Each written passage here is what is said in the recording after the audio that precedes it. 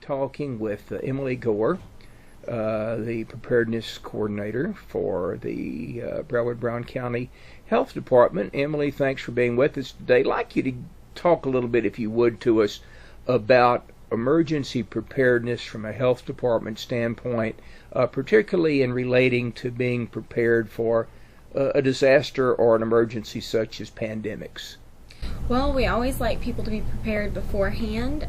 One of the key things to remember is if you take any medications or if you have a medical history, that if you're not where your normal physician would be, you might want to keep a record of that, and with all family members, just to make sure if you get separated that they are able to give a shelter coordinator or a doctor or a hospital, if they end up there, a good, accurate picture of their own medical history. You should also keep an extra prescription or some extra meds on hand in case, like if you have diabetes, make sure you have your extra insulin ready in case you ever get in a place where you can't easily access it. You also need to make sure that your immunizations are all caught up. The two that we really recommend for disasters are your tetanus, in case you ever come into contact with rusty nails or any type of damage with a tornado or anything like that, or your hepatitis B, in case you come into contact with other people's blood. You want to make sure that you're still protected. And that's just some things that you can think about before a disaster even starts.